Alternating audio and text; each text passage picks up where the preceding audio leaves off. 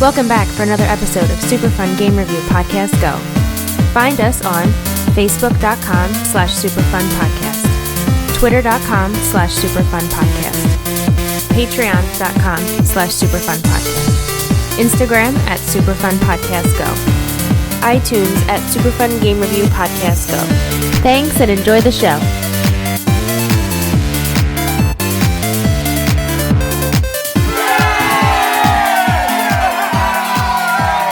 Welcome back to another episode of Super Fun Game Review Podcast Go! This evening, to my left, I have Mr. Steve. It's me. Claire. Leon. Sherry. Leon. Accurate. Across from me is Mr. Ralph. That guy's a maniac. Why'd he bite me? Fucking nails that voice. I know. And to my right, Mr. Clark. Looks like your party's been canceled. And I will be your host this evening. It worked! It worked! All right, tonight we are reviewing Resident Evil 2. Electric Boogaloo. Electric Boogaloo. That's the subtitle, right? Yeah. Initial impressions. It's Resident Evil. I never played this one. I kind of had an idea of what I was getting into, and that's pretty much what I got out of it. Resident Evil 2. This is gonna sound really weird, okay? I never played this game as a kid. I don't have any nostalgia for it, but I've watched several Let's Plays of all the scenarios. And so I've seen the game, I've seen it sort of spoiled, and You're like the oldest millennial ever. what are you talking about? So Such a millennial thing to say. I've watched a lot of Let's Plays of the game, but I've never played it. Okay. There's this guy that I like to watch on YouTube. His name is Vash12349. Whoops, sorry. Didn't mean to turn that into a rant. Well, About hang on. YouTube. No, you're good. What I'm trying to say is that I'm like nostalgic for this game, but I never played it, which is weird. He's living like vicariously through other players. Like he never wanted to have the fun himself. I guess that's what it is. He likes watching other people have fun. Again, I didn't have a Define PlayStation. fun. I didn't have a PlayStation when I was a kid. I skipped this whole franchise when it comes to Resident Evil. The first one I played was for the Cube, the remake for the Cube. Didn't this come out for 64? It did, Yeah. but I didn't play it I didn't get it. Fail. Sure. Yeah, that's a really cool thing. We'll talk about that later. But no, like my initial impression was that, okay, we got all these different scenarios. I've seen them all. So like there were no real spoilers for this, but like at certain points in the game, I'd be like, okay, what's going to happen here? Because I remember this thing happens, like for instance, the liquor crashing through the ceiling, or Mr. X bursting through the wall. Like I remember those things, but I didn't know what scenario it was. So like the whole time I'm playing, it's like paranoia on top of paranoia mixed with nostalgia that I didn't have because I didn't play it as a kid, but I've seen it before. It's just bizarre. I can't really describe this feeling for this game other than I'm nostalgic for it, despite the fact that this is my first playthrough. Wow. Weird. Wow, that is crazy.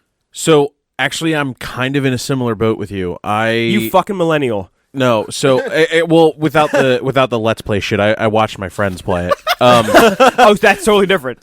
It kind of is, because I was in the room, like, and like experiencing it more than just like, you know, like I was seeing somebody panic with the controller and shit. What You know he's I trying mean? to say is he had friends as a child. Yeah, that's really what I'm getting at. Well, I'm That's talking a about like difference, 2 don't years say. ago I watched this. So This wasn't like I was a kid. literally, I watched somebody play through scenario A at like a fucking sleepover in like sixth or seventh grade, I want to say ish area. Sure. Kevin that late. Pierce. Kevin Pierce had a sleepover, and like everybody played it at like 2:00 in the morning, because that's what you do when you're kids. But yeah, from watching that and seeing the reporter have the giant leech pop out of him, and I had a weird feeling about this game back then. I thought it was really interesting, and I love the Resident Evil series. There are games in here in the series though that I haven't beaten, 4 and this, and I beat Nemesis, but I didn't start it. I played off of someone else's save file accidentally. I didn't realize it. It was really despondent. Started halfway through the game and didn't realize it. Okay. It was weird. It was. I forget exactly what point it was. Justify this statement. I need context, background, facts. Give me You everything. tell him, Ralph. Well, maybe if we get to Resident Evil 3, I'll go into it in detail there. You mean Code Except the Veronica? beginning. I'm confused. Which game's which? Yeah, Code Veronica. Oh, Code Veronica. Code Veronica. I understand that this was a really important game in the series, and I'm thoroughly glad that I played through it this time. Here, here. Cool. Harry. So I think I first discovered this game at Andrew Piaseki's second grade birthday party. Piasecki. Second That's a grade. name I haven't heard. Yeah, in it's a like long way time. long. Yeah, because I don't think we hung out too much after that. Wait a minute. Hold on, real quick, just because it's like nostalgia thing. Is that when we all went catching salamanders? That was 5th grade. Was that 5th grade? That was 5th grade. Okay, all right. Yeah, no, that's Whatever when that they're, like, means. I'll look that up hands down later. real quick. And it's like, touch my salamander. It's Is that when we slippery. went docking in 5th grade? A funny story about the salamanders at the crick. Here we Sure. go. Crick. He says crick. Yeah. PA motherfucker. Come on down the creek. We got salamanders right here. So, yes, we were finding salamanders in the crick. Yeah. Somebody held me down and threw them down my pants. Why are you pointing at me, dude? Wouldn't fucking do that shit. That's a true story. Somebody shoved How old were you? salamanders. I don't Jesus know. Christ. Yeah, it's Were traumatic, you, right? were you bigger than everybody else that Harry, age? let's- Were you let's I've talk always about it been right bigger now. than everybody. Thanks. Honestly, now that Harry talks about that, I think it really explains a lot of what we know about him now. Oh, yeah? like why he still puts salamanders down. it was really an enjoyable thing for him. Hey, don't kink shame him. I'm not kink shaming him. I like when it wiggles a little extra. What the fuck? Oh man, He's graduated just full blown lizards now. He just gets them real wet and Doc, I don't Harry, understand not why the I'm orange. chameleon, but it looks like the rest of it. Jesus. Watch it change color. If you can, Why is it purple? oh my god!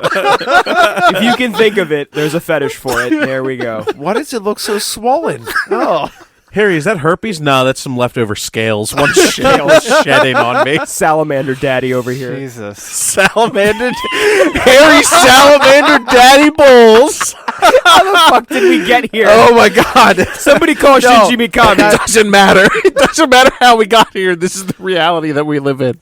just like a gecko's feet, it's sticking Harry, around. I'm not cutting. I'm all right, not cutting any it's of this. official. You literally need to go home and change your PSN name to Salamander Daddy. Why you named that? Don't ask me. Yeah. Oh, man. I don't want to talk about it. Too much therapy. Weird rant, huh? Where were we? All right, Daddy. So That's talk going to about be bonus content. Harry shares too much information. All right, so what I was getting to, Second grade birthday party? yeah, something like that. Yeah, salamanders down your pants. So anyway, I got to say I was extremely intimidated by this game at first. It took me a while. Oh, fuck. Yeah, I mean, honestly, Harry, I was intimidated. Oh fuck! I was You intimidated broke. by You it. broke. You broke the podcast. it. No, that's okay, Pop. I'd be intimidated by a pants full of salamanders too. Jesus. Oh God. Wait, so you were held underwater and someone put their hand in your pants? Why would it be held underwater? I thought you said you were held It's underwater. extra. No, it was in the creek. I thought you said someone No, held you I was in a underwater. crick. I was held down. Held down. Yes. Anyway, Yeah, anyway. So, Okay. Start over. Charmander. Oh, man. And that's why it burns. You left the crick that day, you were a Charizard. You had evolved. He evolved. Went in the creek, a boy. Came out a man. Came came out of Charmander. Came out a lizard. Came out a kinky motherfucker. came out a kinky motherfucker. Resident Evil 2. Resident Evil 2. With your host, Salamander Daddy. so I was intimidated by this game because halfway through you encounter this giant lizard in the sewers. Halfway through. Oh, the alligator. Yeah, I was trying to make a simple joke. But anyway, no, I was saying... It was simple, all right. No, I was intimidated by this game because it did take me quite a few playthroughs of Resident Evil 1 to become very comfortable and fluid with the gameplay, and it was just, at that age, it's kind of a... What? No, what? No, I'm just looking at the ceiling. Got it. I'm just laughing. It took you a couple. But no, plays to at be that fluid. age, like that was kind of like the peak of horror games at that point. It was kind of like a scary experience when you're a young kid, and I think it took a while to get comfortable with playing Resident Evil 2. Scary at first, takes a while to get comfortable. Especially get it fluid with it.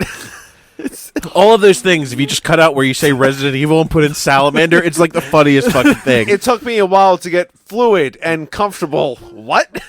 It's really intimidating when you have to get used to the Salamander. When you have to get used to the salamander. Cool. So let's talk about game development, guys. Game development. So, okay, one thing we talked about intensely on the first Resident Evil episode. Remember when we were talking about the gore comparison between the American release and the Japanese release? Yeah. How they had to edit it for the U.S. market. Mm-hmm. Things have flipped for this game. There are cutscenes when you die within this game. That's right. That are more gory in the U.S. version as opposed to the Japanese version. They are brutal in this. Yeah, absolutely. When you die, because I did not experience that at all. The boss at the Well, end. to with be all fair, the you only teeth. played half the game. To be fair, I played a full half of the game, but A full half of the game. Can you show me that with cups and water, how that works? A full Yeah, half? sure. Okay. The interesting thing about Resident Evil 2 when it comes to its development is that and these numbers may be wrong, but 60 or 70% through the development of the sequel, it was actually reviewed, and then most of what was done was scrapped. There were different characters. It was a different scenario.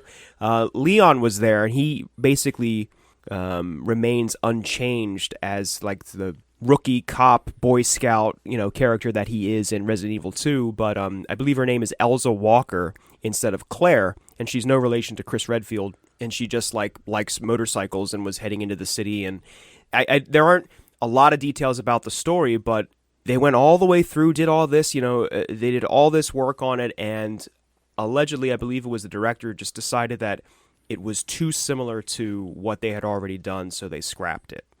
And like I said, they took certain things like Leon and brought that in to make the new story, and the game was delayed quite a bit for that, and that's why we got like Resident Evil Director's Cut and DualShock Edition, like those things to hold fans over until the game came out in 98. The big rumor that I had heard where you were saying it was like too similar to the first game. Yeah. Supposedly, at the end of 1.5 or what they were envisioning, instead of going to, how you go end up in the facility, the umbrella facility at the end of 2, you actually end up back at the mansion and you find out that that's a facility. But you end up at the mansion. They reuse the assets. And that's where they decided it's too similar. Also, another fun fact is that is how they got the idea for the mansion facility in the Resident Evil movie. Yeah, not. I don't really actually- want to talk yeah, about the little movies. clicks. Yeah, fuck the movies. Well, I at least kind of They're weird. As something not tied to Resident Evil, it was cool to see Nemesis in it, but and Wesker. Okay. I like the second Resident Evil movie, but that is literally the only one in the series I have Haven't any seen kind it. of attachment to. I like the first one. I thought the first one was pretty good. It was just such a letdown when you had you played the first couple of Resident Evil games and you're expecting this chronological game, and it just yeah, it but just when you spit. haven't played the first couple Resident Evil games and then you see everything, when there's the train going out at the end of this one, and actually oh, so that's where they got the inspiration for the movie from. Yeah, so I never played this game, but I saw the movie. So then when I saw that, I'm like, here's where it comes in. and they tie Alice to the games as well. Do they? Yes. Well, Okay, okay, they tied let's- the Red Queen to the games. Is that Yeah, that's kind of how it loosely gets tied in. okay? Because there's stuff about the Red Queen and dealing with some human that also had the psychic abilities. Oh, Albert Wesker. Yeah. No, not Wesker. It's referring to Alice. No, but Wesker. The answer is Wesker. Sure. Look at him. Like, what? I think we're what getting are you off. Yeah, off we are. topic a little bit. We are Little bit. getting off. Let's go back to Salamander Day. What's up, Sal Daddy? Oh, Sally D. We could just call him Salad. Salad. So, I don't know how many of our listeners knew that Resident Evil 2 had this very interesting, in my opinion, development cycle where the game was more than halfway done and then they scrapped it. And apparently, this is the kind of thing that started to recur within Capcom and with the franchise. It happened with 4. I don't know if it happened with 6 or 5, but I know it happened with 4 because that's how we got Devil May Cry. That is a recurring theme with the Resident Evil franchise as a whole. For the development cycle, they would constantly... It would either become influenced by another one of their games, and they would add something to Resident Evil to try it out and see if they liked it, or they would take something out of Resident Evil, like be it like the location or the zombies or things like that, and that game would then go on to become one of their other franchises. It was a really interesting thing that they did. Like, we covered it in the Devil May Cry episode, that Devil May Cry was originally a Resident Evil game that they were trying to speed up, and then they ended up taking him out, or they put Dante in, they took Leon out, and we got... So, anyway, cool little Sorry. fact. Yeah, what were you going to say? Oh, I was going to say a fun fact that I found. No, a cool little fact. All right, state your fun fact. So Salamander Shinji Dad. Mikami, he was the director of the first game. Yep. That was like his little baby. You saw it was like a very big success. So moving on to this game, he took a step back to producer, and let me get his name real quick. Hideki Kamiya. Yes, he was the director of this game. Right. Now, because Resident Evil franchise was like Shinji Mikami's like baby, he was very hands-on and tried to influence a lot of the direction of this game. And it actually became like a burden with getting this game produced. So I think somebody had to have had a talk with him, I guess, but he actually had to take a step back and just check up. He wanted to look at final product on a monthly basis. Like, collectively, what do you have this month? And instead of being like hands-on on a daily basis, it's like, cool, step back once a month, evaluate the project. Yeah, I read that too, or heard that somewhere in the grapevine of the internet. Very similar story about how he had to take that step back. The cool thing about 1.5 is that some dedicated fans have actually taken to... Someone uploaded a early build of the game, and people are trying, like modders are trying to like piece the game back together using the textures that we actually have in Resident Evil 2. So there's a little community, an underground community. They're trying to like make this game complete, even though the Resident Evil 2 that we got is, spoilers, fantastic. They're trying to resurrect this 1.5. So maybe someday we'll be able to play it, maybe not. Time will tell. We good to move on to story, guys? Yep. Yeah. Let's fucking do it. Story. Let's start with scenarios played. The Umbrella Corporation. So we decided Experiments. since there's multiple ways to play this game to divvy it up. Ralph fucked it up, but I fucked it up.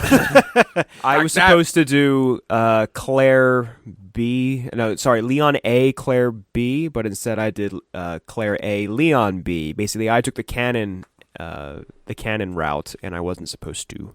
I also did that playthrough. I did Claire A and Leon B. You said that is canon or not canon? Claire A, Leon B, I believe, is canon. Okay. I was on the same. Oh, I thought you just did Claire A. Fuck you. Yeah, I did.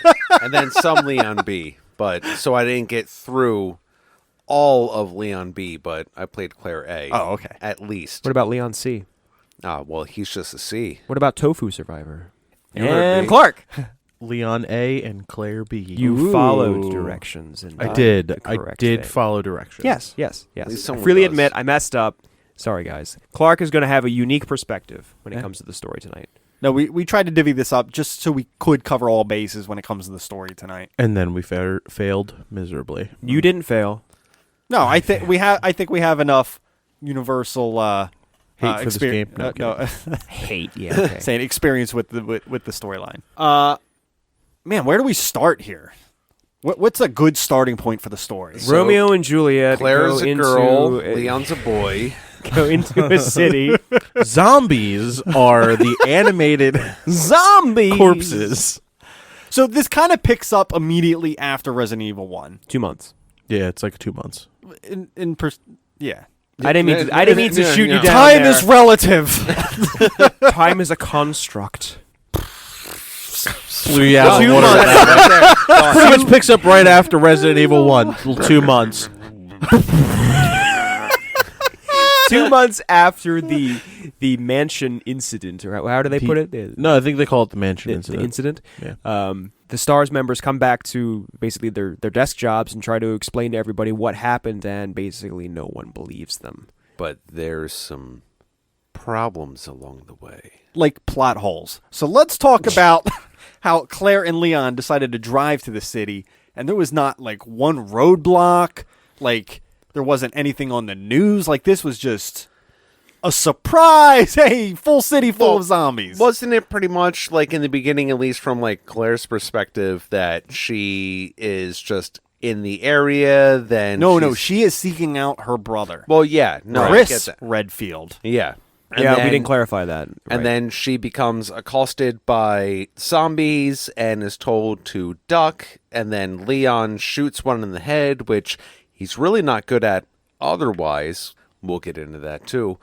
She basically ducks, and then they're in a cop car together, and the giant truck, the 18-wheeler, like slams into the cop car, and they go their separate ways. And then meet up and then go their separate ways Wow, again. I just felt like I relived that FMV in the yeah, beginning. right. I just want to say that FMV, like I think it's great. Oh, God, I really, absolutely. I really Open think the it's glove Were they get compartment. attacked by a zombie? It's a gun. The zombie You looks might just want like that. Leon. Like I Yes. thought it looked Yeah. identically like to him. The same haircut and color and everything. They were like, "Shit, we got to run this." Oh, no! we're using FMV on a 32 megabyte fucking system. We got to push it to RAM, and it's just like it's Leon just No. It put a Turn the skid wheel. on him, make him attack himself. It'll be great. And then have them drive into the side of a wall because that's going to help too. yeah, the whole thing is like a series of unfortunate events that happen in rapid Oh! succession. So like See what you did? What's funny is having seen the cutscene from Claire's perspective and then from Leon, I was always kind of wondering, well, how does Leon get into this city? Oh, he's driving this Jeep, and he just like stops the Jeep because he sees a corpse out in the street, or he sees something in the street and he wants to investigate. But once the zombies show up, he like leaves his Jeep altogether, and then they have to like scramble to find the cop car. And I'm just thinking to myself, why didn't you go back to your Jeep, dude? That's one hell of a first day because he even said, it's my first day on the job. Yeah, there's like a welcome party Really? and stuff. Like, yeah. But I just love how they get in the car and she's like, "You're a cop, right?" And it's like, "What the fuck are you?" Like he's dressed like a cop, and we're in a police vehicle, or we're in a cop car, and he says, "Open the glove box." And she's like, "There's a gun inside. You better take it with you." Yeah, like, and Really? the this is a 20-minute I recap know. of the first 3 minutes. I know, right? something about like the tanker and just the way it comes flying in and like the sound effects that they use and like the horn. So what? The zombie attacks, they hit the wall, they hit the lamppost, zombie flies out, then the tanker comes, blows up, and they get separated.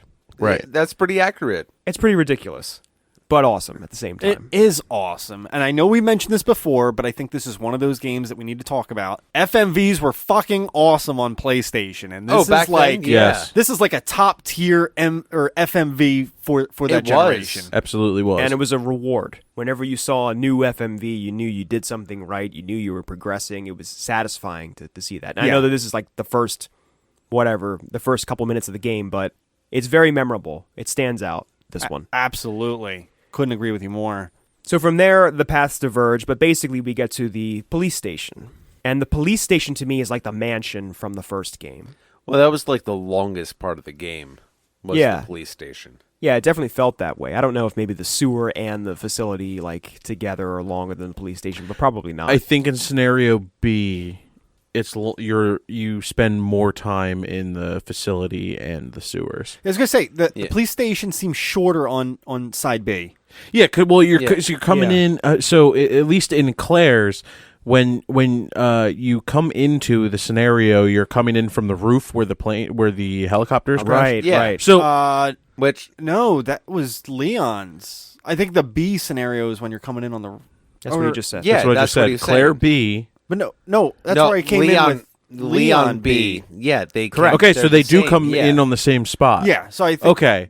It's scenario B, basically. Yeah, scenario Okay, B. I'm just- scenario B. Yeah. Yeah, Okay, No matter all who right. you are, scenario B, you're going to see the helicopter crash into the building. Okay. Is there differences between Leon B and Claire B other than voice acting? You mean dialogue? Well, obviously Well, Leon doesn't voice Claire, I'll- and Claire doesn't voice Leon. I'll at least say from Wait. side A because I didn't realize because I downloaded it off of the PlayStation Store, and for that game there's an actual option within like Switch the discs. Yeah, exactly. So I started playing through Leon a little bit. I'm like, this isn't right. What the hell is wrong? Like they take the same paths basically in the beginning. I know there's a little bit of a difference in like the items that you find as you go along the way, but pretty much I think the story path they put you on is pretty much the same thing for the most part. Okay. And B scenario is with Mr. X, correct? Yes. Yes. And Yes. that doesn't change. Sorry. Before we get away from the beginning, I wanted to mention one thing. And I think this is correct. Please, somebody double check my Go ahead. thinking on this. So let's just take a scenario for example. Mm-hmm. If you play A with Claire, they start in a very specific location. Mm-hmm. Same thing with Leon; it's that same location. Yeah. Now with the FMV, Leon's driving, Claire's in the passenger seat. Yeah. For them to start in the same location, I think on one scenario the car hits head on in the FMV, Right. and in the other the car spins around before hitting the wall, so that same person would be getting out the same side of the car. I think that's Oh, right. I have no idea. I think that's right, actually. No, because it's the same FMV because the zombie still flies out of the back seat and hits the same exact way. But the car spins, the car spins so the rear hits the pole, not the front. Because they have to switch who goes where. I challenge you to look it up. I Challenge, Okay. sir. Challenge. No, well, maybe it's the difference with the A, but I'm pretty sure like when I accidentally started playing as Leon like the first time through, it was still where it was head-on collision like into the pole, and the zombie went out flying out of the front windshield, and then that's where they basically like still end up on the same side on both points of A. It's an easy solution if you're the game designer. Just Right. have the car switch so it changes the perspective of who goes where. But I don't think at that time they were really thinking that people are going to be looking that in depth at how it goes. really? Yeah. Oh, really? So I have a question. shoot. Oh, God. So with the different scenarios, they are not canon happen at the same time, right? I think they're supposed to be happening at the same No, time. But you're solving puzzles. Okay, yeah. So the gameplay. That's where it throws it. That's where it, like, literally when I solved the puzzle, or not really solved the puzzle, but like when I put the fire out on the helicopter as like the first thing that I did, Right. I was like, okay, so timeline wise, by the time Leon would get there, that fire would be out. I wouldn't Correct. have to run around. Correct. Yeah, I wouldn't have to run around and put it out I thought the same with thing. Leon. Right. Well, it's pretty much where it doesn't matter which one you're playing as. You still have to put out the fire whether you're playing A or B. Like when I was playing through I know, Claire- but He's Yeah, saying but with what- B, it's the first thing that you do at the police station. He's saying that the other character wouldn't have had to encounter that fire. Because Yes, the and they other wouldn't one- have had to come around. Because the puzzles are the same in the scenarios. And Yeah. it doesn't make sense logically if Claire. Well, this one used- doesn't for B, because you don't have to find the valve. Yeah, you do. Not in B, you don't. Yeah, you do. No, it's right in, there. In B Claire. Yeah. No, in B Leon, you still have to make it into like the cabin, like the shed where the one that's in. Oh, sorry. Yes, you have to do that, but still, it's the first thing that you do. Yes. It's not the first thing that you do in A, though. Right. It's literally like 2 or 3 puzzles later. Oh, No, it's I- a lot further in A, but in B, yes, it's right there, but you still have to. Yeah, it's not I- like I it's mean, I think we're attached arguing to- the same Yeah. point, guys. We're arguing the same point. What I'm saying is the helicopter is the first thing that you do in scenario B. Yeah. So it can't take place at the same time as scenario A. I think we should get past this yeah, whole... guys. This is a tirade. What I'd really like to just say to button this thing up is I think they really were striving for it to feel like they were happening at the same time, but they didn't want to do 2 sets of puzzles for the campaign. So in Claire, you use the lighter to get the jewel out of the painting. Right. And to me, I was like, okay, well, why would Leon have to do that if Claire already got it? It doesn't make sense. But the puzzles are the same. So, yeah, like the jewels are in the same place for Yes. both of them, Yes. things like that. they had to stick to the puzzles that they had created, and they are alluding to them happening at the same time, and we are seeing the flaws in it. I think That's all. what I'm saying. I actually would have preferred different puzzles, and there were I think there were opportunities for them to reconfigure them. There were a couple. With Leon's, didn't you have to find like the chess pieces to get Yes. in that one Yeah, door? the plugs. That's not on Claire at all. No. True. The plugs. Right. Yeah. So if they kept going that route, they could have done a perfect system where. But the thing is, you don't go in that area at all with Claire. That's true. You bypass that entire area. Because you're in the sewers with Sherry at that point. Yeah. You're already in the sewers in scenario B at that point. So like there are a few things that they could have done differently. It's not I don't know. airtight. Yeah, it's not airtight. So that's why I was just curious, like, how does that make you feel that there is the displacement there? I think it's definitely forgivable. Like, I see what they were going for. Like, it doesn't have to be a perfect system. I can't think of many games that tried to do a system like this. No, where- and you take it with a grain of salt for the time that this game came out. I think that's a little bit of a I'm not difference, too. okay, yeah, but I'm not like judging it based on this. No, I'm I know you're not I'm just judging saying it. like But You you're saw the asking logic how flaw. I feel I about I saw the logic flaw. Yes. Yeah, and I think that's the way I felt about it, to answer your question, where I take it with a grain of salt, where I realize it's like, yes, it would be great if they actually met like on, a chronological, like parallel between the two of them, like at the same time, but that's not the way the game worked.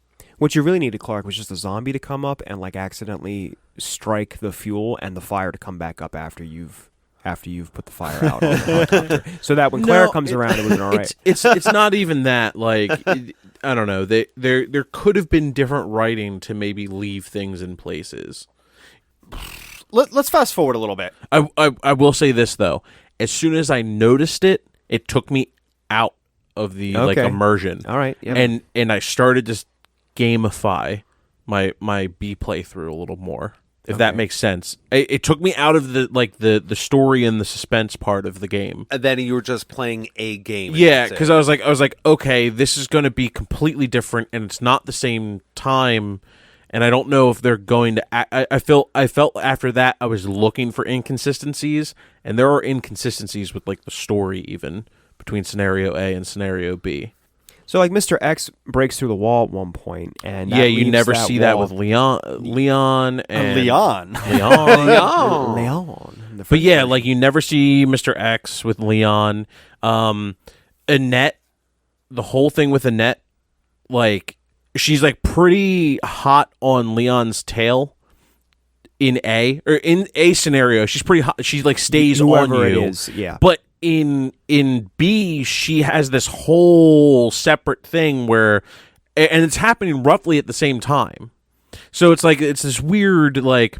I mean, you could say the same thing about Ada, just reverse too. Like, she's a big part of Leon's storyline, but do you even see her And on with Claire's path? Claire, Yeah, no. she throws you the rocket launcher. That's about the only. Claire A, you don't see her at all. Yeah, Claire A, you don't see her at all. At all. Because Yeah. you don't do that fight with Claire.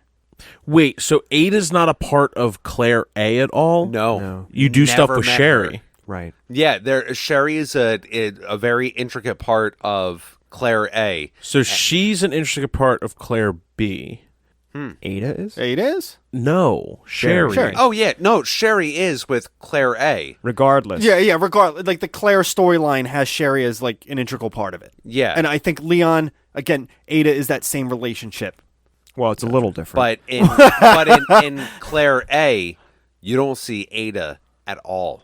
So, speaking of Annette, So hold on. I just want to throw this out there. Then maybe the reason that they picked the version you guys played as canon is because mine is broken in certain places. You guys seem so. This is all I'm saying.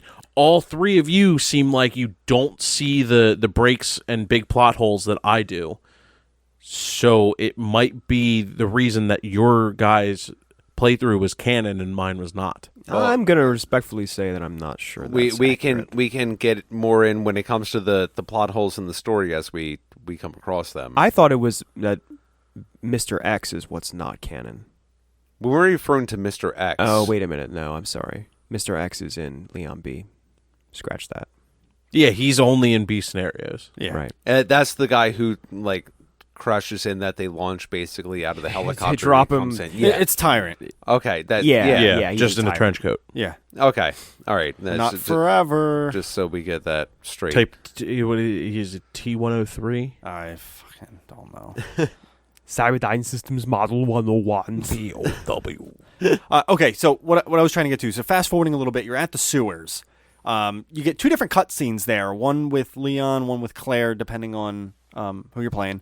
So at the end of Claire's video, you see the rats eating the G virus that was right. spilt in Yeah. the sewer, and then they're walking away, and they're alluding to them spreading the virus.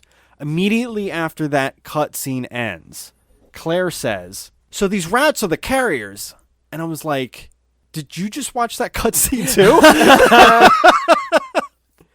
I thought that was a little weird. Annette's explaining. The Yeah, cutscene, I know. It's just right?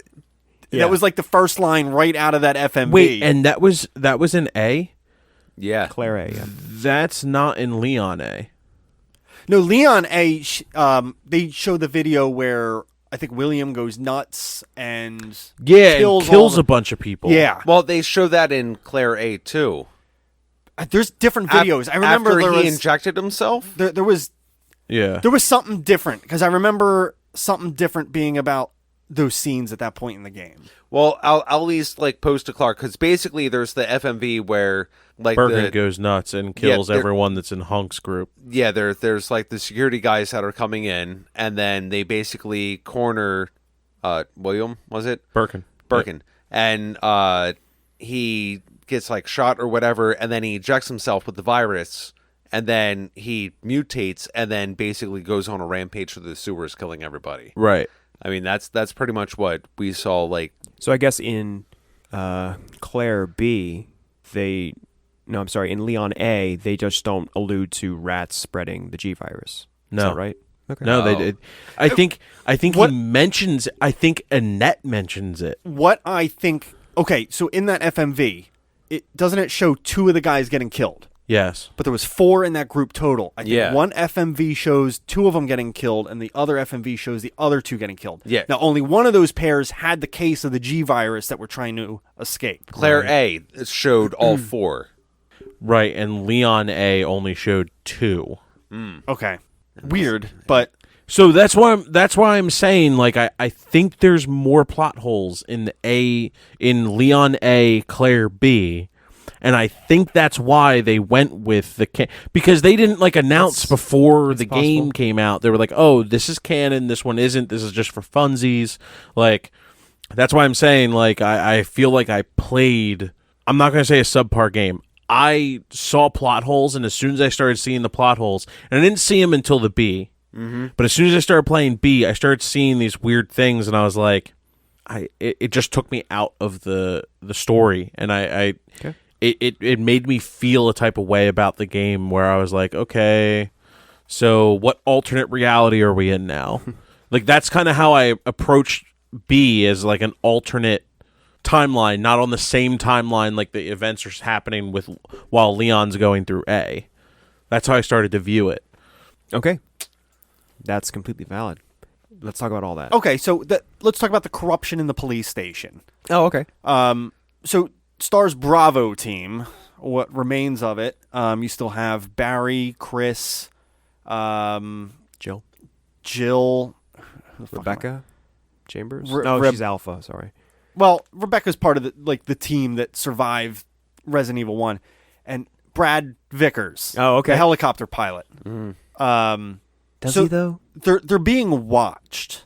You can read this through some of the documents. They are being watched.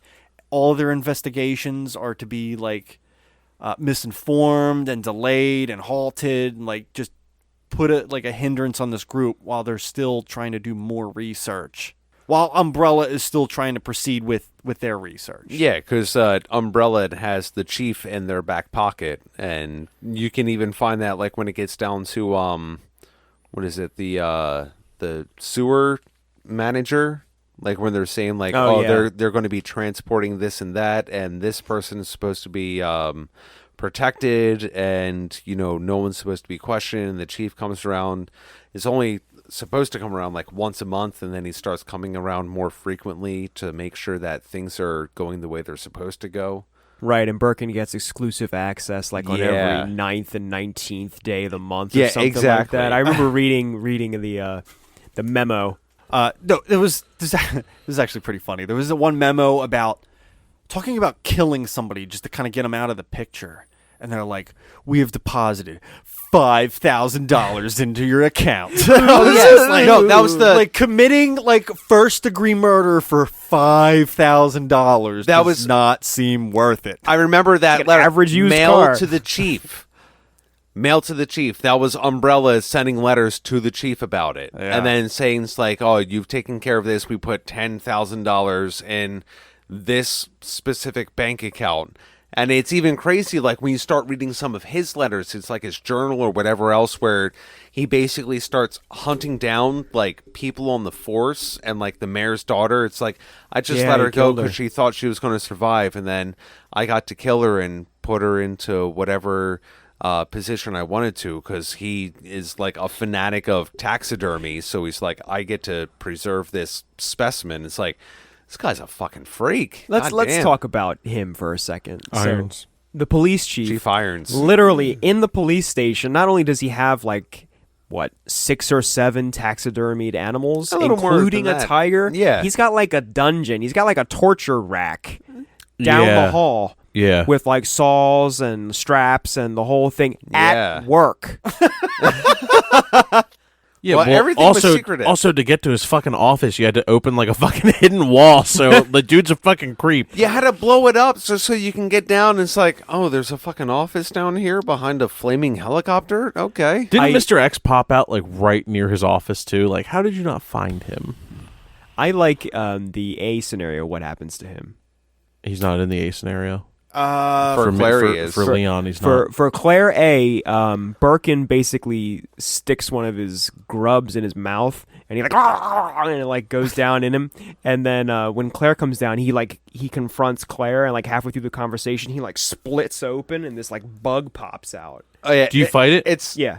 Yeah, it's a not boss like fight. he splits open like aliens from the chest. It's diagonal. There's up from here, Yeah, no. he's just cut and then splits. So that happens to Ada's. Boyfriend? No, the reporter that she's looking for. Really? Yes, in Leon A. Okay, and Leon B. Where he does just that gets happen swiped at, by though? Birkin, and he's all bloody. Oh, yeah, the reporter in the jail cell. Yeah, Yep. the reporter in the jail Yeah. cell. He gets the grub, and in Claire B, Birkin pulls Irons into this sewer pit, and then just the lid sits on top of the sewer pit, and then all of a sudden just torso comes up. Oh, nice. With his shit, head that sounds attached, and he's just awesome. covered in blood. Because that, I think, in the little, where you're talking about, the sewer pit, is that kind of in the taxidermy dungeon, basically? Yes, Yeah. Because that's where he dies, and then that's where Birkin already goes down, underneath, and that's where, one of his, embryo spawns comes out, and you have to climb down the ladder, and that's your first boss fight. Did you fight Birkin there? Under the dungeon? Under the torture rack? Or did you fight a boss? It was basically, a giant, metal It was like a hallway. walkway, I guess, is the best way to put it. Is it where in the A scenario you fight the alligator? No. No. Way before that. I forget. I don't remember. I don't remember it being a very hard boss fight. It was a No. couple grenade launcher. It's like the Oh, moth. no, yeah, grenade launcher, took care of pretty much most of them. Oh, but it does have the unique thing where it has little babies, The little that come out embryos and, that come out, latch and on it's you, and you yeah. have to, Oh yeah, Shrug 'em off. yeah. It's that weird leech thing. yeah. Basically. Yeah. Where it would send out its little spore babies, and they could like jump up on you while you're trying to fight the actual boss So itself. The embryo. Yeah. the leech is in A scenario. The leech is not in B scenario. Same with the alligator. Was in A scenario for me. Yeah. He was Yeah. not in B scenario. Correct. Yeah, we had the alligator too. When you're going down after Sherry falls into basically like the garbage pit, and you have to go around and open the doors, and then all of a sudden it's like mutant alligator, Yeah. and then you run back and You hit can the see it button lurking so it in the can like water. grab onto the pressure cylinder, and then you shoot the cylinder, and it fucking blows into nothingness. I feel like we're mixing gameplay in. Yeah, A decent A little amount with bit, but I this. mean, it's so- still part of the story, I guess. All right, so let's talk about something else then. So, Ada and John, also referenced in Resident Evil 1. I remember. So, John worked, if I'm not mistaken, in Umbrella. Yeah. As a scientist. Ada was dating him to try to get information. Like, he thought it was a legit relationship, But she was she's just working. pumping him for information. Nice. So, who does she work for? Is that ever clarified? Albert Wesker. Really? Is that I don't know. ever Like, I almost believe you when you say that. But or Harry? Is that ever clarified? Oh. So Ada no. is like a quadruple agent. So What so are we're you, going triple way agent? above. Yeah. So she works for Stars eventually. But we're talking now in this game. So right now She's a freelancer now. She works for her weird shadow company that hasn't been revealed yet, and Wesker. The Poncho Corporation. Not Umbrella. Like Umbrella? No. Not Umbrella though. She works for Wesker terrible. as a spy. Oh my god, I was kidding. She actually does work for Wesker? Yeah. Wesker! Poncho. Are you sure about that? Fairly certain. Somebody pull up the wiki. I'm doing it now. Oh, okay. I do want to say that it did not slip by me that Annette explains that Birkin can only put his embryos in his daughter so that they won't reject. And that is fucking weird. It's man. genetic. Yeah, I know. But I thought what's weird is I thought that like in terms of nature, when you recognize the same cells in another being, that like it has the opposite effect. Yes. Like it naturally forces you to not We're talking about basically the be G incestuous. virus. Yeah, I know. It's not incestuous. You're just implanting embryos into something that has the same DNA as you. Let's just say that I think it's weird. And it's pretty weird. However you look at it, Like Ralph. why is he not that's why. No, Never what? mind. I was going to say why is he trying to put him in his wife, but then I would think of it more like this. She's different. Let's say you needed an implant. You have to get a kidney from someone with a similar Yeah. I would think of it more like that, not a more of like Except you're a mutant rage monster and you're putting your embryos in your 12-year-old daughter. Resident Evil 2. and then, by and, then Capcom. and then it cuts to the widening eye. There's your story. Leon's a Boy Scout. Claire's a babysitter.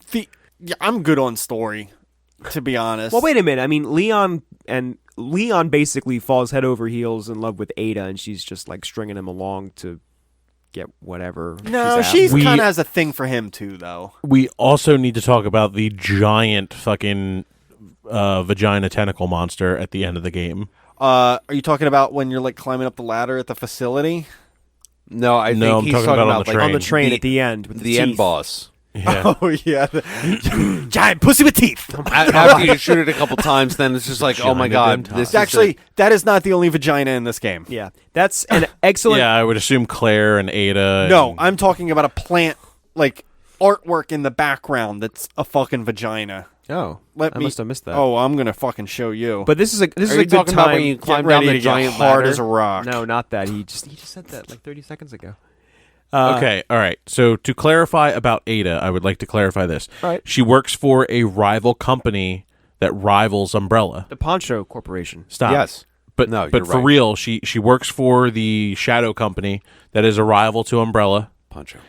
the one that Wesker ends up taking over Oh wow. later on. So she works for Wesker as well. Okay. So Let's see what images pop up. So on my like phone. I said, Oh my god, you Resident Plant Evil vagina. plant vagina. Resident Evil vagina. Said vagina Oh, no. plants in Resident Evil 2. Here, this is a sketchy picture, but You're when you're on that ladder, right? You got that thing that was on the wall. oh yeah. Oh yeah. Oh, yeah. You can see the vulva. Wait, right let's over see. here. Come on. Stop saying vulva. Dude, stop touching your phone like that. I mean, okay. It's a bad picture, but No, Wait, you're oh, good. it's there. That's the exact scene I was talking about. After You were climb talking down about the giant ladder. train. No, the giant ladder, because that's like the tallest ladder in the entire game. It has a fucking get the fuck out of here. I thought it was going to be another plant monster you had to defeat. I never like in said the first word game. train, Oh, here we go. except that I ran on your mom. So I do want to say that in terms of the story, I feel like they do take inspiration from The Thing a little bit with Birkin and how he's Oh, yeah. constantly he's not imitating anybody, but like when The Thing is either trying to take someone over or in the middle of it, and there's just like a big thing with tentacles and teeth and like a big mess of bioorganic whatever's fleshy nonsense. I sort of see that The Thing, 1982, John Carpenter, like big influence for his design. And I know that it's not really story, but the way that he's constantly evolving, I thought it was very interesting in the story, which to me, like Mr. X and Birkin in the B scenario, I felt like it was a little crowded. Like either give me Birkin as the villain who's stalking you through the game, or give me Mr. X. Don't give me both. Because if I wasn't paying attention, I probably would have been confused, thinking that there was the same thing. And just sometimes he wears a trench coat and sometimes he doesn't. Now, at least for me, because I didn't get through B, like, do they explain like what Mr. X is, who he is? He's a tyrant. I mean, I kind of assume that because it kind of like looked the You same. see him at like- the end, 'cause he falls into like molten steel, just like the T-1000 in Terminator 2, and then he pops up and he's a full-fledged tyrant. If nothing else gave it away, the exact rocket scene that was in Resident Evil 1 plays in Resident Evil 2. Game over. Really? When you shoot the missile and then it's like Yeah, it does. It so does, and it's and then he blows up in a million what does pieces. what does Oh my Leon God. say? He says game over. Does he? Does he? Is that when he says game over? Yeah. I think Because so. Claire says, "You lose, big guy." Oh my god! So bad. It was so bad. I was like sitting there terrible. like, well, that's going to be a note. Oh, that's really bad. Yeah. You lose, big guy. Like she says it exactly like that. The voice acting in this. We'll get there. I know. We got to get through gameplay. we need to get in through story. I know. I'm actually good on story. I'm good on story too. I'm with you on that. There's one little thing I wanted to say that I was Of always, course, hold Ralph. on. I was always curious how they tied the two scenarios together and how it worked gameplay wise. So when I completed A and it basically turned my game save into B, and then you start it, it gives you a little like mini cutscene, not like the full-fledged FMV, but just like a little mini cutscene explaining that everything's happening at the same time, and now there's Yeah. the other scenario. And I liked that transition and the way that it works. There's But- something that annoyed me about that. This is kind of more gameplay, but we're on the topic. That's fine. We can get through it. When you beat A, it automatically saves for B. Let's say you finish with Leon B. You would think to get all the scenarios, it would then save to Leon A to play through the full cycle. Okay. Loop. But then it goes back to Claire A again. Oh, really? So you would literally have to start new game. So did keeps they know keeps that the it's canon? storylines closed. yeah, I guess so. Let's talk gameplay, guys. Oh wait, Gameplay. hold on. The last thing about story is everyone makes it through, and it's just a happy ending. They all walk off into the sunset, and there's no more zombies ever. Pretty much the way that Umbrella is defeated. They never pop up again. Yeah, never once. Nothing. Everything's burned to the ground in Raccoon City. I don't know what they showed for Leon A, but there was Claire and Sherry hanging out by a motorcycle, and that was pretty much the end. Hold on. Didn't they drop a nuke at the end of Resident Evil 1? 3. It's Resident Evil 3? Yeah, 3's when they drop a nuke. They destroy Raccoon City And in 3. 3. Yeah. To kill them. They Because actually, we'll get to this, but 3 happens at the same time as 2. the timelines, they're all screwed up. You're playing as Jill in Raccoon City while the events are going. It's crazy. So there's Birkin, Mr. X, and the Tyrant all in and around the Raccoon City Police Station. Well, Nemesis. Sorry, what did I say? Tyrant? Yeah. Nemesis. Thank you. It's Yeah. all happening at once. Because he is different. A little bit. Oh yeah, Kind he's- of. Totally he is the different. worst of the three. Would you say he's like your nemesis? Oh!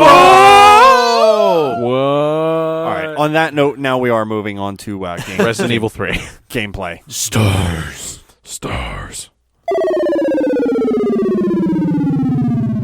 Gameplay. Tank controls. I don't mind it.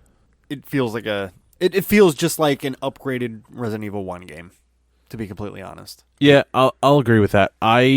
It always takes me a good half an hour to get readjusted to tank controls. So for me, my first playthrough, I died twice before I got to my first save. Like just because I was like, okay, I'm gonna run. Also, I played it on the Vita, but I like ran past and just got mauled. And I was like, fuck. Like trying to do a turn. Like I was like, oh yeah, that's right. I'm not moving and turning at the same time. Just blah, One or the other. yeah. Were you trying to do the Brad Vickers run, where if you get there, if you get to the police station without picking up any items, I think, and under a certain time, Brad Vickers will be there as a zombie, and if you kill him, you get a special key, and then you can get an alternate costume. No, I didn't. Okay, I just wasn't sure because you said that you were just dodging. I mean, I guess that's what you do in the beginning anyway. You That's don't what you waste your want to ammo. do. You don't want to use all your ammo. Yeah. Right. Yeah, because that first part is like an ammo sink for no payoff. Yeah. Yeah. Let's just talk about some of the guns, I guess. That's a big attribute of this game. So you really get completely different guns minus the handgun. Actually, the handgun's even different Yep. between the characters. Yeah, Leon's pistol you can hold 18 rounds, and Claire's I think is 13. Yeah. And I don't think Claire's can get the upgraded handgun parts. Where Well, you Leon's don't can. find them in her run, right? No. I don't believe so. Yeah. no. A Ada's scenario, upgrade, you no, don't? You don't. No. You don't get Ada's gun. Like Well, you through played Claire A. Through Claire I A did, anyway. and in the A scenario, I didn't get any upgrades.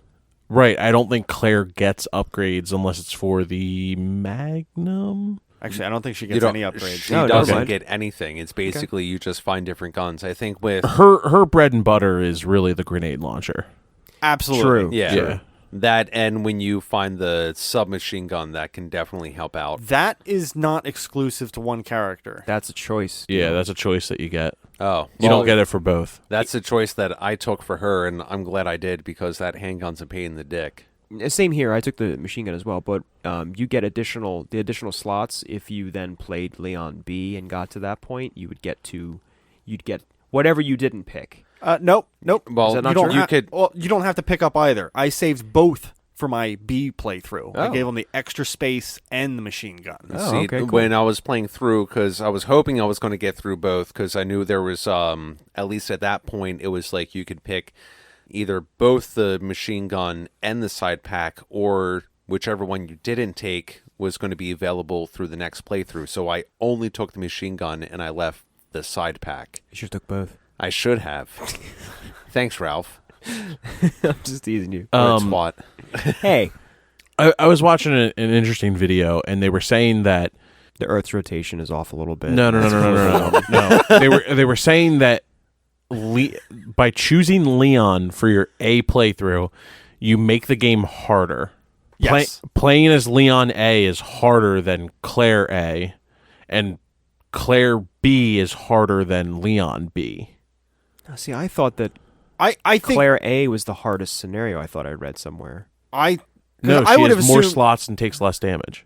I would have assumed Claire B would be the hardest scenario out of the four. Claire B is the hardest. Okay. because her guns suck in comparison to Leon's. Yes, and you have to deal with a lot more enemies. Yes. In Mr. X and Claire B. Birkin. Yeah. Yes. Right. And she doesn't have like the firepower that Leon gets towards the end. Like once he gets the Magnum, Jesus Christ. Yeah, like nothing can stand to you, and especially once you get the parts. The Magnum. Oh yeah. Excuse me.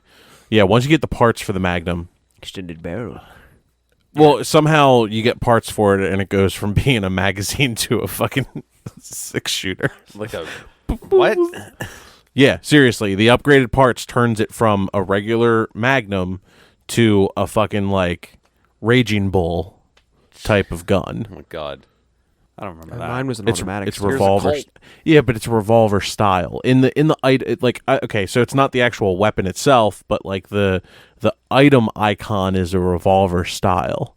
Well, at least I know, like, through Claire 8, I think it's somewhere, like, closer in the beginning. If you do something, you can get, like, a special action Colt. That's for the her. Brad Vickers deal. Oh, so okay. if you get there, kill Brad Vickers and get his key, you get an outfit and you get like a Colt Peacemaker. Oh, that's awesome. Yeah, but you only get 6 shots for it, I think. Is that right, Harry? Did you ever done it? No, what?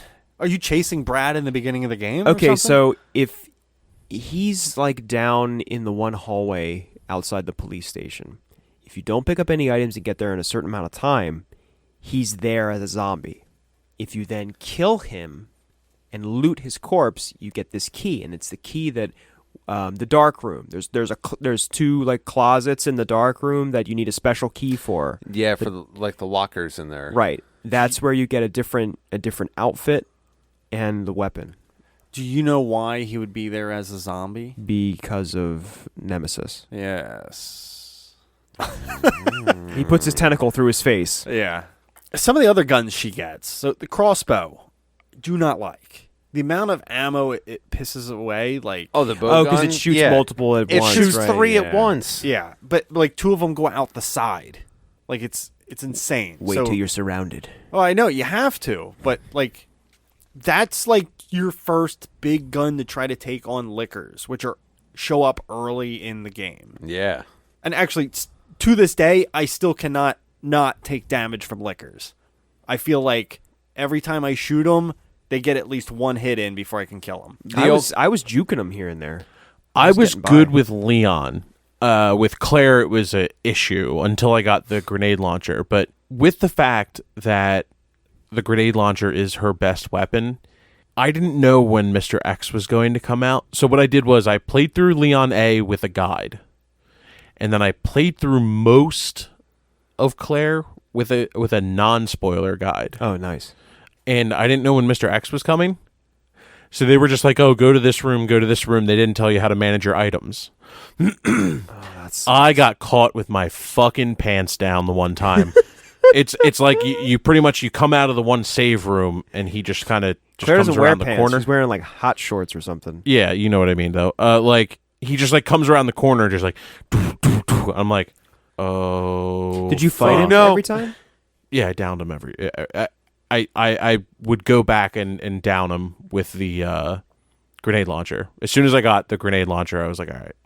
I never did. I always ran away from him. Oh, dude, it's like 3 or 4 shots with the grenade launcher, and you down him, and he always has an item. It's always ammo. Like, really? It's usually so you can down him with the grenade launcher, and you in 4 shots, and he'll have 8 shots of a specialized ammo for the grenade launcher. Son of a bitch. Oh, so like flame rounds or acid rounds? Yeah, usually it's acid rounds, and they're like the best rounds in the game. Love acid rounds. Acid is great. Speaking of acid, those fucking spiders in the sewer. Oh, I ran past them. Fuck Suck. them. Yeah, I never fought any of the spiders or like the little leeches, because those fucking almost killed me once, and I was like, ah, fuck this, I got because they poisoned just a couple swarm times. and fuck bees. They're not in this I game. know. Oh, fuck bees. Bees! There's fucking bees! I really liked the upgrades in my Leon playthrough. I liked getting the shotgun and then upgrading it and just blowing zombies' heads off, same as you would in any Resident Evil game for the PlayStation. Just pointing it up in the air and boom, done. And getting a couple multiples every once in a while. Yeah, no, definitely. It sounded a lot better once you put those parts on as well. Oh, yeah. I missed the shotgun a lot in Claire B. Yeah, the bolt gun is no And none of her substitute. guns are good. When you play with her again in Code Veronica, she gets the crossbow again, but they at least give you the option to upgrade the bolts to like flame round bolts. Oh, that's cool. Oh, that's neat. Flame bolts. Flame bones? But yeah, this game that weapon sucks so much. I got some. The only reason I used it is because I didn't come across anything better yet, and I was tired of sinking like 6-7 shots into a fucking zombie just to get it down. Like the bow gun was what saved me from lickers a couple times until I got the grenade launcher, and then after that it was just a couple shots and done. Ada's pistol's cool. She has a good pistol. Well, doesn't it like fire faster, carries more damage too on top of it? It has lots of so essentially it looks like Claire's gun, but it does like almost double damage, and you can down a zombie in 3 or 4 shots. I don't think I noticed. That would have come in handy. I like her. Oh, go ahead. Sorry, and Leon, when he gets the upgrades for the pistol, I love that because it becomes the samurai edge pretty much. I didn't have enough ammo to really enjoy it. Oh, I like what hoarded you mean Leon's? Leon's. Oh, yeah. the automatic. Yeah, fantastic. Oh, it's so good. It's so good. I felt like I was wasting ammo using it. I mean, like to take down one still, zombie, you're just like using a lot of. Yeah. I don't know. It's just it was a lot better than the base though. The base gun. I mean, I gotcha.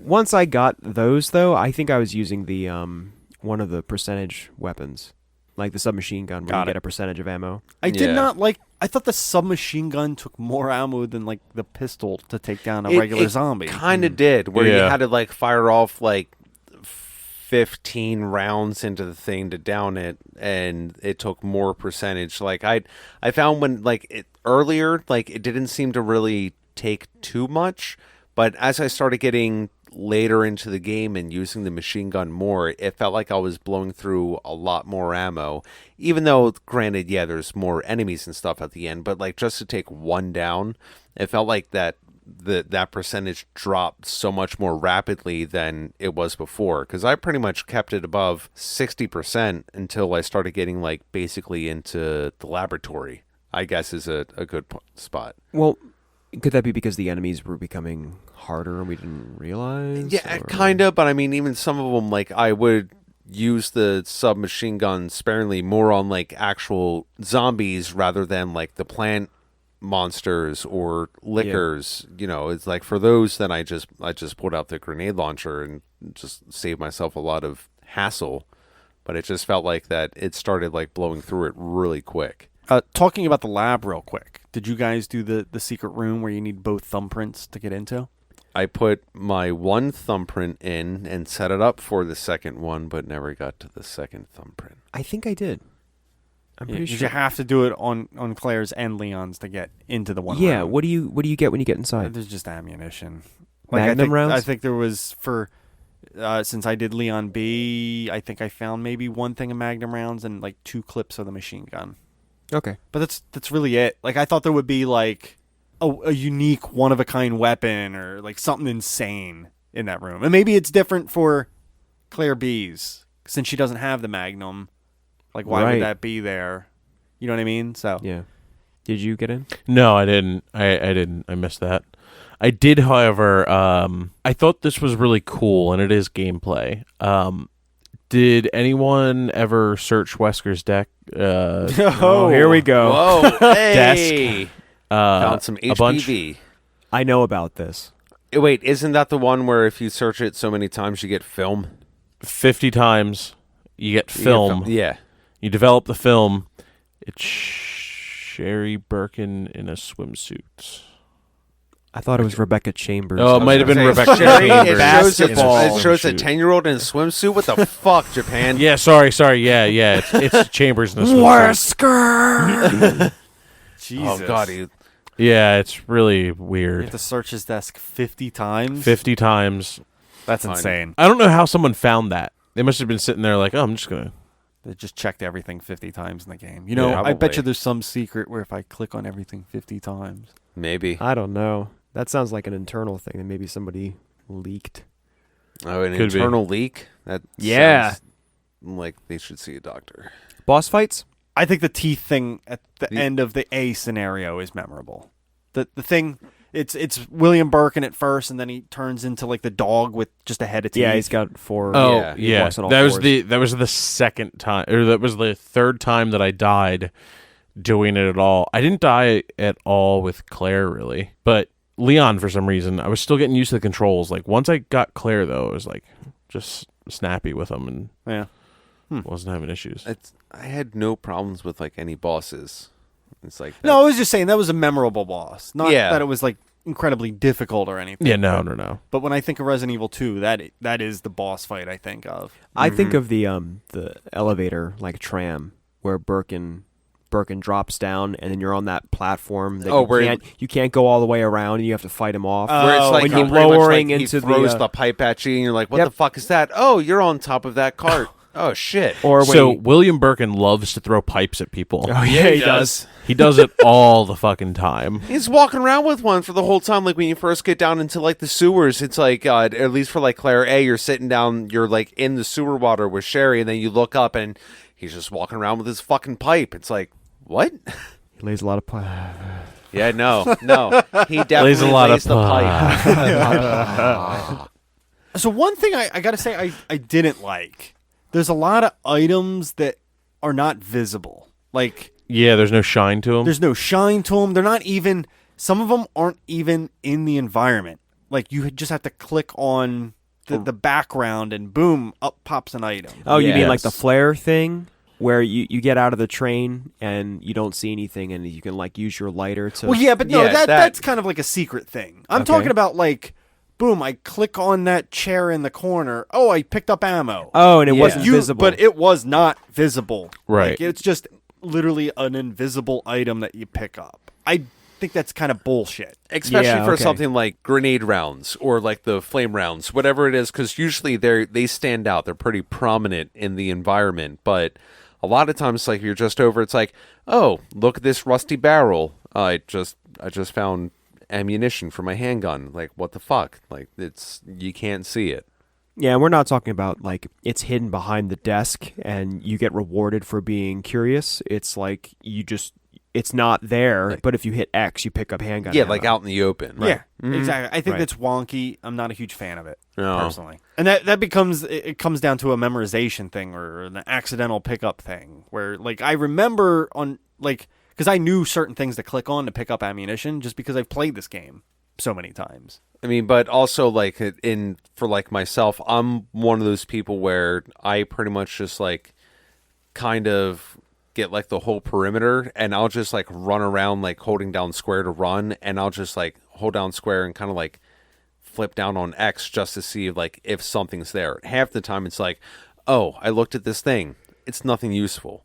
And then eventually like he keeps picking up, but that's just kind of like my play style, which kind of follows through for like any type of like open world. I'm going to search everything because there's bound to be an item.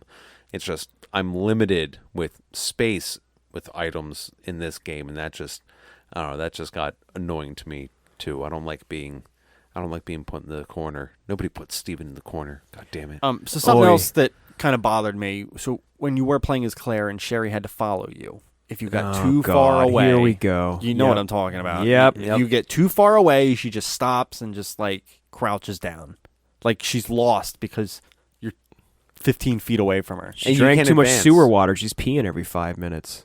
Although Okay, wow. that's All a theory.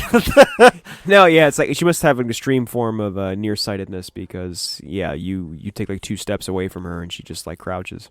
All right. So also another thing that was interesting, since you guys didn't play through the A scenario with Leon and didn't have really any interaction with Ada, in the Leon scenario, there's a whole part where you know the like the sky tram that you have to take, and Birkin like puts his arms through. Yeah, we had that. with Ada. Yeah, Well, not with Ada, but I had it with Ada in B. and Leon B. She shoots at him.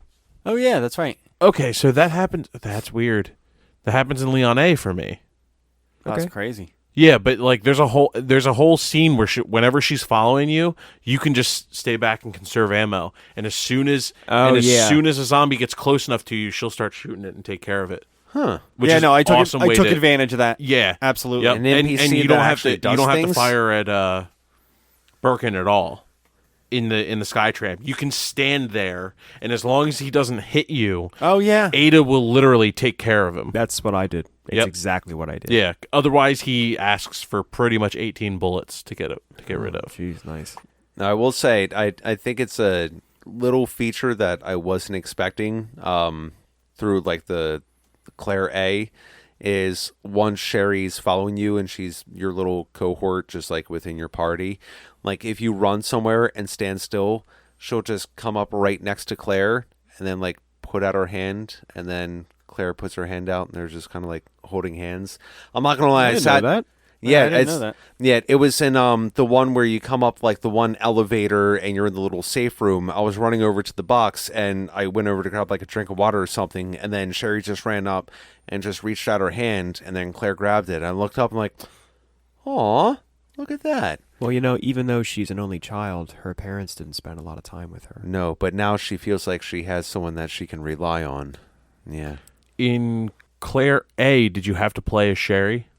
Yes. Yep. A couple times. With no weapon. I fucking hate that in games. I fucking hate that shit.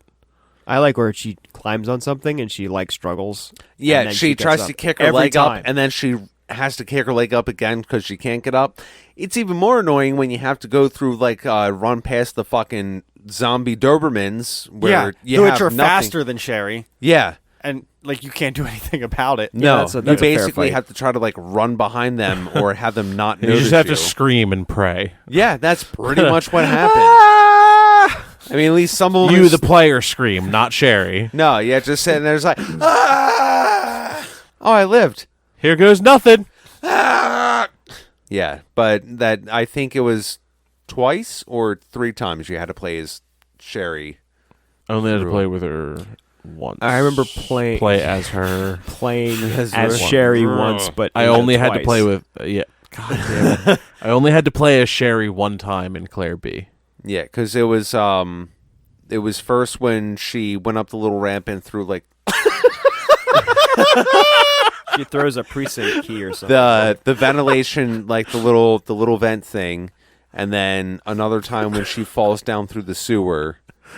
I think it's just twice. Either way, it's annoying whenever you have to just play as her because there's A defenseless nothing. schoolgirl, you're right. It does suck. Yeah. But you can go in the inventory and see the photo of her with her parents because that's important. Question. Answer. As far as gameplay goes, when you're No. when you're playing Claire and you have to make the vaccine for Sherry, Yeah. Yeah. is that optional? I don't think so. You know, I was wondering that too. Like, can you get to the train without the actually, vaccine? Yeah, because you pick up the Get the bad ending?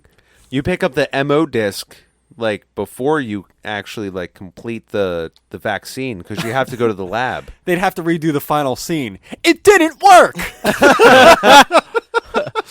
Oops! She's dead! Does that mean She not turns now? into Birkin. Yeah, that's what I was gonna say. Little Sherry Birkin. Although I do like that when they're on the train on the way out and fucking Leon leans and it's like, Oh my god, if she turned into a is giant it- vagina too. oh, Oh. whoa, hey, Different directions. whoa. Oh. No, that's just. Just wait till she's older, Harry. You mean like scissoring?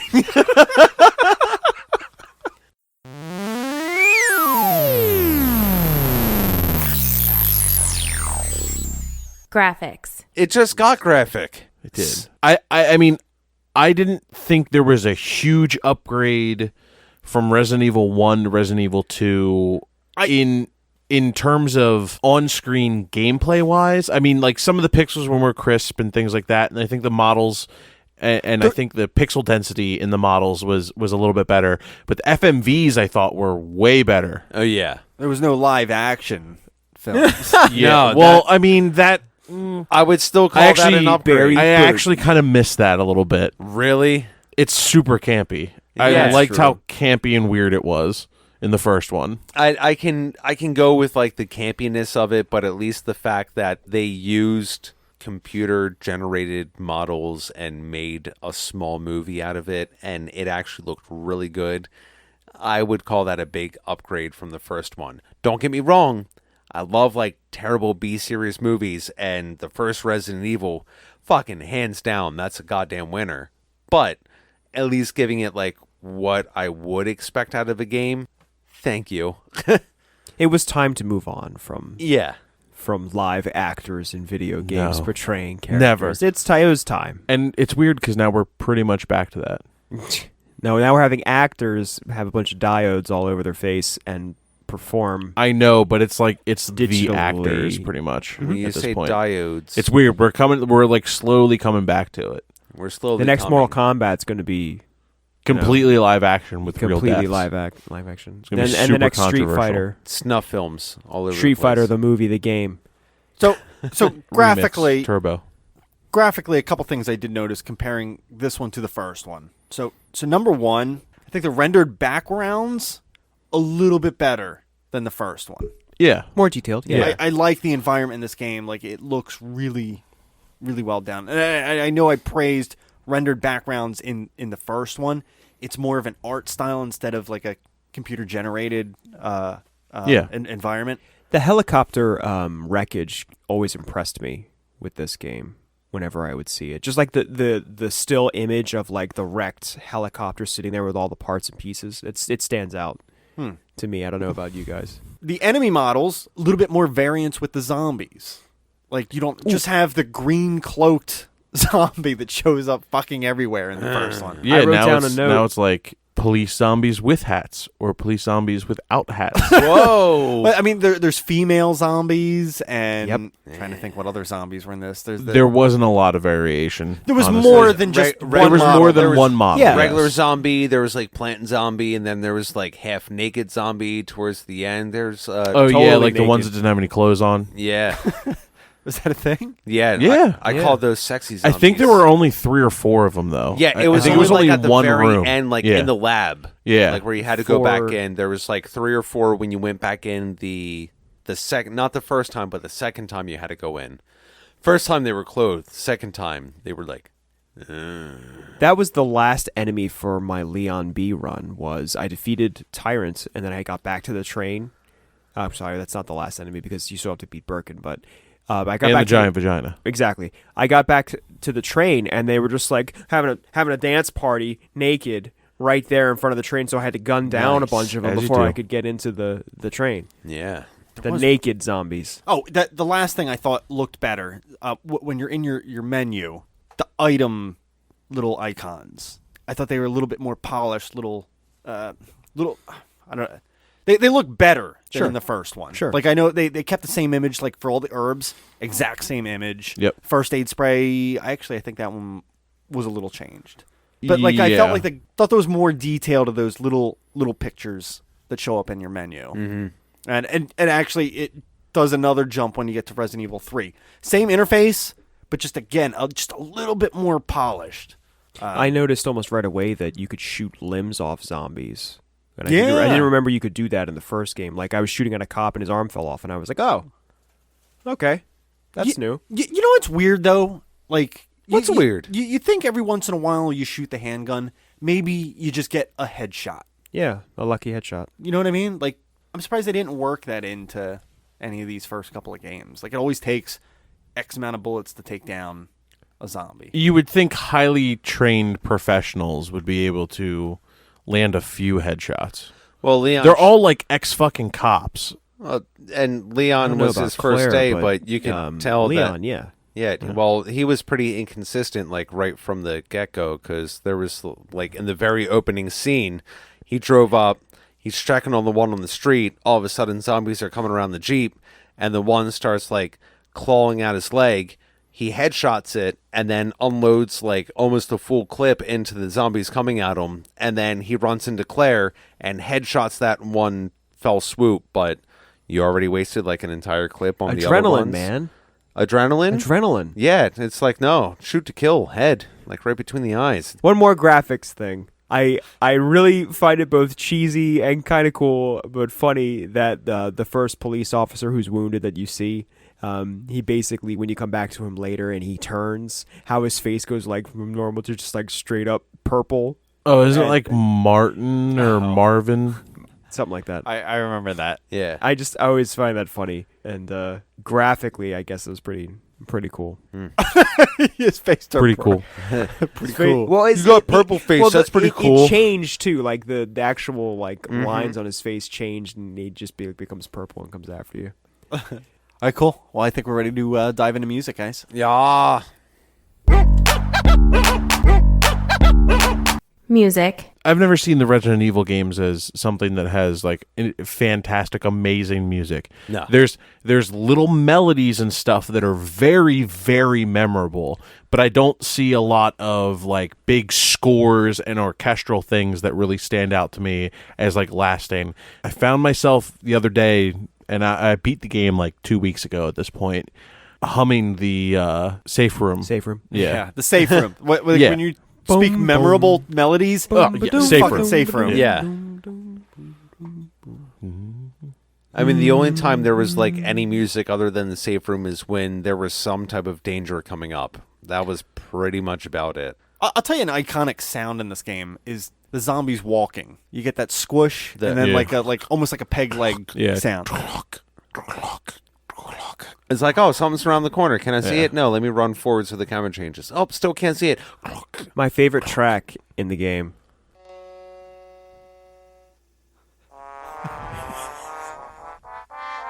That's the wrong game. What? What? Are you sure? Yeah. No, this is the Birkin theme. Whenever you see No. William Birkin, this plays. I don't think so. I took a couple notes for the music, and I wanted to say, music and sound. I wanted to say that I really noticed in the alligator hallway that there's like a small grate in the center, and your footsteps would change based on where you were on that. So it would be like do do do do clink, like a hollow sound. And I don't know if I can't remember if that's present in the first game, but like little sound things like that are a nice touch for the game. And there's also the one track, it features a sound that almost sounds like a door closing. Do you know what I'm Yes. talking about? Yes. And like it would sort of like freak you out, like what was that? And then eventually you get used to it. It's almost like a psychological like fake out within the music. I thought that was pretty cool. They put it in just to fuck with you a little bit. It's like, wait. Oh, no. And just be completely honest here, I think the voice acting is pretty bad, but it's definitely a long step from the first one. Oh, God, yeah. For sure. I mean, it was not good, but it wasn't as bad. I don't even think it's necessarily the voice acting. I think it has a lot to do with the writing. And this is before, games really had like a big sound budget. They would get actors in and they would literally just give them their lines on pieces of paper. Now, whenever they do this, they're like, oh, motion capturing as well. Here's your script. We want you to sound like this. This is what's going on in the scene. Back then, they didn't do that kind of stuff. So, like, I don't think the voice acting is bad. I think the writing is bad, and it makes the voice acting sound cheesy. I really feel that most of the performances are decent, with the exception of Claire. A lot of Claire's stuff I just think fell flat. Like, I think Leon's pretty good. I know that there's the funny line delivery that we keep going over here, but most of the characters, I feel like the voice work was decent. But Claire, I just don't know what was going on with her. It was even worse than Claire B. It worked. Cool. So let's wrap it up with our final thoughts, guys.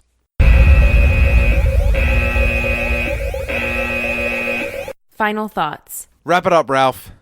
This is one of those games that I'm going to file under missed sort of opportunity for me. Like a game that I wish I'd played 20 years ago when it came out. Similar to some other ones I mentioned, I think like Mass Effect and maybe Silent Hill. It's a damn good sequel. One of the best sequels ever made in games, because I think that's extremely high praise. It improved everywhere on the first Resident Evil, and it set the path and tone for the rest of the franchise. Ultimately, it's a damn good PlayStation 1 game. Yeah, I completely agree with you, Ralph. I really feel like I would have enjoyed this game if I played it when it came out years ago. But I had only watched it, and then I played it now, and, I feel like some of these games don't hold up, and I'm not saying that this doesn't, but what's thrilling to me is, like, they keep tossing around the idea of this becoming a remake. Thank you for bringing that up. And I wanted to bring that up in my final thoughts, because if they make a remake of this, I'm going to be all over it. I really would like an improved and redone remaster of this, because I'm curious to see what they would tweak, because they tweaked some things in like the Resident Evil 1 remakes and stuff. Added Those some games, stuff. and those games still hold up. They did the remake the right way when it came to Resident Evil 1. Yes. They didn't destroy it or like scrap it and start from the ground up. Like Right. it was like, let's update the graphics and add a couple flary things into it. Absolutely. And I'm getting sick of all the remasters and like, oh, this is something from last gen that we're bringing into this gen, and we're calling it the HD remake. Shadow and of shit. the Colossus has been remade like 3 times. Yeah, like Shadow of the Colossus keeps getting remade. I'm starting to get really tired of those, and I don't ask for remasters a lot, but I would love this to be remastered because I did really enjoy playing the game. As far as like, if you own a PlayStation, I feel like this is like a must-own game. Like this is kind of like, I know you've referenced like your shelf before, where you have like these titles that are just like almost like trophy titles to own. I feel like that's one of these games. Like I actually am like proud of my Resident Evil collection on my shelf at home. Like I have like all of the originals for PlayStation 1. It's like something I'm proud to own. Do you have this for the Saturn? Jesus. What's a Saturn? Sega. It's right in between Yeah, Jupiter He knows. and Uranus. Like this game doesn't feel like have you ever played a game so many times where it just feels like stale?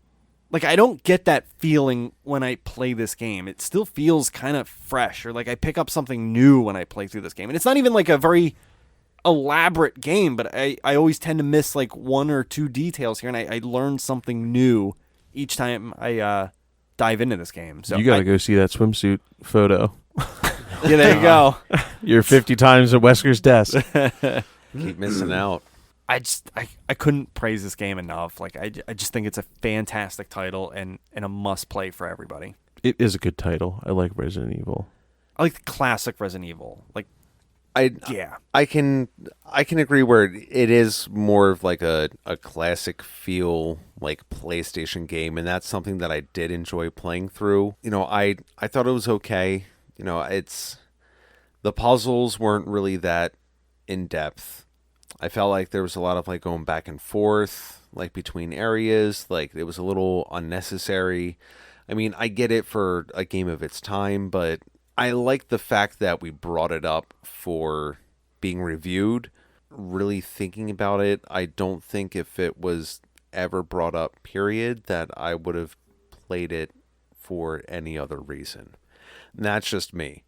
But with all the talk of like a reboot or having it like remastered, I do think this would be a good game that has a solid enough foundation of like a storyline and kind of like, certain mechanics to it, where if you put like a modern twist, that it would do very well. And if they were to do something like that, I would definitely be on board for round 2.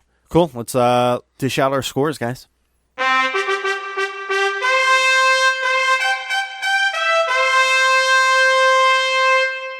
The score. I'll go. I'm thinking a 92%. Just because I don't like William Birkin's first form. I don't know. No. But that isn't even his final form. Yeah. Yeah. So for an actual score, I'm gonna have to give this a B-, which I think is still fair, but leaves some room for enjoying it more in case of a reboot. You sure you don't want to go with an A? You're settling on a B? A No, or I'm B? settling on a B-, B Ralph. or A? There is an extra thing after that B. Minus. Okay. Bitch. Which scenario is that? That's off of Claire The A. B, the B minus. It's the one where you play through a Sherry Birkin. Yeah. All right, Salamander Daddy, you're up. What's up, Salad? Salad D. I'm going to give this a 9.5, which ties with Earthbound. Clark. I'm going to give this 2 sharp-toothed buttholes out of a game that needs to be remastered. That Buttholes. sounds uncomfortable. I'll still put it in. Fair enough. Well, I think that wraps up our review for the evening. And before we conclude this episode, though, we just have to read a quick iTunes review. It worked. All right. What worked? We did it. Oh my god. It worked! Not now. She scolded him so bad. I love that part. Leon! Well, what happened? Not now. Quick, throw me your pendant. I got something for you. You'll end up just like all the others. All right, guys. So our iTunes review this week is titled Hilariously Awesome. Oh, thank you. And this is submitted by Luke R96. Thanks, Luke. 5-star. Luke. Great podcast with great points on games, super entertaining, and good variety of game genres. Can't wait to see what else they play. Thanks, Luke. Thank you. Thank you, Luke. Luke, we are your podcasters. So one more thing I wanted to get out there. So as a way to try to... Ooh, click more into the microphone. trying to think. Kidding. As a way to spread our buttholes. Our embryos. So as a way to spread our social media presence, we are inviting all of our listeners to invite friends and family to like our page at facebook.com/superfunpodcast. And if you do that for us, when we host our next poll, each person you get to like our page will give you one additional vote towards a game of your choice. Shout out to Kai listening in Germany that sent us an awesome email. We will read your message on the next review. But I just wanted to say thank you. It's awesome to hear from a fan in Germany. Yeah, that is pretty cool. Thank you. Definitely. Also, I didn't want to butcher your last name, so I'm just giving you the first name. Well, at least being honest about it. If you could email us back and tell us how to pronounce your name, that would be cool. I'll just butcher it. Do it. He's going to try. That's the look of I'm going to try. Nishalki, I think. So, Nishalki. Kai Nishalki. If you say it 5 times, that must make it right. Just don't say it 3 times in the mirror. Oh, shit. Beetlejuice, Beetlejuice, Beetlejuice. Yeah. Definitely says from Frankfurt, Germany. Frankfurt, Germany. Germany. All right. Yeah, What before the we fuck? alienate some cool guys. From Frankfurt, Germany. So, Shai, would you like some Wiener Schnitzel? hey, stay tuned for the next episode. Of Resident Evil 2. What? What? No. The next episode, you and myself, we're going to review H1Z1. You, the listener? Hey, you listening to this? We're gonna review H1Z1. Yeah. Yeah. Stick around. Stick around. Get your buddy and hop on ATV. Just bring it around town. Vroom, vroom. Just end it. No. Oh God. That's Wow. All right, let's get out of here, guys. All right, cool. Peace. It worked. Game over. Game over. Game over. Game over. Game over. Thanks for listening to Super Fun Game Review Podcast Go. Stay up to date on our Facebook at facebook.com/superfunpodcast.